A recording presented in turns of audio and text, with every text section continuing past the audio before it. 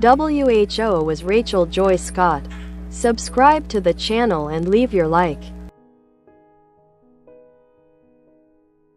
Rachel Joy Scott was born on August 5, 1981, in Denver, Colorado. She was the third of 5 children born to Daryl Scott and Beth, née Nimmo, Scott. The entire family is devout Christian. Her father was a pastor at a church in Lakewood, Colorado, and worked as a sales manager for a Denver-based food company. Her mother was a homemaker. Rachel's parents divorced in 1988. They maintained a cordial relationship and maintained joint custody of their children. The following year, Beth and her children moved to Littleton, Colorado, where she remarried in 1995. As a child, Scott was an energetic and sociable girl who showed concern for the well-being of others, especially if they were depressed or in need. She developed a passion for photography and poetry at an early age. Rachel attended Dutch Creek Elementary School and Ken Carroll Middle School before enrolling at Columbine High School in the 9th grade.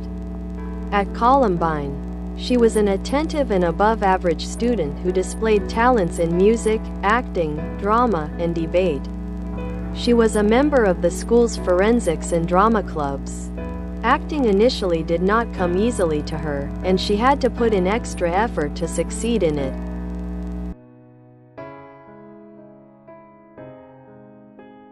When Scott was 11 years old in March 1993, she visited the church her aunt and uncle attended in Shreveport, Louisiana, and decided to commit to Christianity. In April 1998, while she was attending Columbine High School, 5 of her closest friends distanced themselves from her because of her growing commitment to her faith.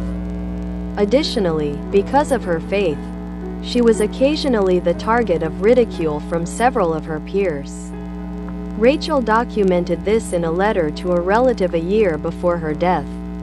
The letter included the words, "Now that I've started walking the talk, they make fun of me. I don't even know what I did. I don't even have to say anything and they send me away. I have no personal friends left at school. But you know what, it's worth it." On many occasions during Scott's teenage years, her family observed her praying both at home and at church. Her mother said that her daughter regularly prayed on her knees, with her head bowed, her hands over her face, and that these particular prayer rituals often brought tears to Scott's eyes. On one occasion, this included writing a prayer for one of the future perpetrators of the Columbine High School massacre. By the age of 17, Scott attended 3 churches: Celebration Christian Fellowship, Orchard Road Christian Center, and Trinity Christian Center, where she choreographed dances for Sunday worship. She was also an active member of church youth groups. At Orchard Road Christian Center, she participated in a youth group called Breakthrough, where she demonstrated a passionate interest in both evangelism and discipleship. Scott wrote in her journals that her spiritual awareness greatly developed while attending this youth group, and she became known as a prominent advocate within it.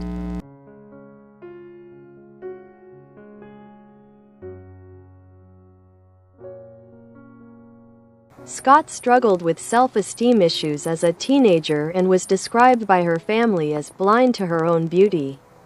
At age 17, Rachel, although popular among her peers, occasionally resisted efforts to attend certain social events with her friends for fear of succumbing to the temptation of drinking alcohol. In her mid-teens, Scott had a serious relationship with a boy, but she chose to end it for fear that it might develop into a physical encounter. According to friends, Scott often chose to dress in styles that reflected her colorful personality and would occasionally don eccentric hats, fedoras, or even pajamas to amuse her peers. In addition to her passion for fashion, music, and photography, she was an avid viewer of classic films and often spoke of her desire to become a renowned Hollywood actress. She is known for having passed these aspirations on to her family and for having combined her sense of humor in everyday family life with light-hearted gestures. such as leaving a message on her family's answering machine saying, "You have reached the residence of Queen Rachel and her servants, Larry, Beth, Dana, Craig, and Michael. If there is anything you would like them to do for me, please leave a message." At the time of her death at age 17, Scott was living at 7282 South Vance Street in Littleton and was debating whether she should become an actress or a Christian missionary. She also had plans to visit Botswana as a member of a Christian outreach program to build homes the following summer before moving into her own apartment in late 1999. Rachel was eating lunch with her friend Richard Costaldo on the lawn outside the school's west entrance when Eric Harris shot her 4 times with a high-point .995. Initially shot in the chest, left arm, and left leg from a distance of 10 to 15 feet, she suffered a 4th fatal wound to the left temple. Costaldo was shot 8 times and was permanently paralyzed by his injuries. Scott's body was left outside where she died and was not recovered by the coroner until the following morning. Shortly after Rachel was murdered, Harris and Klebold went on a murder spree around the school, claiming 12 more lives and injuring 24.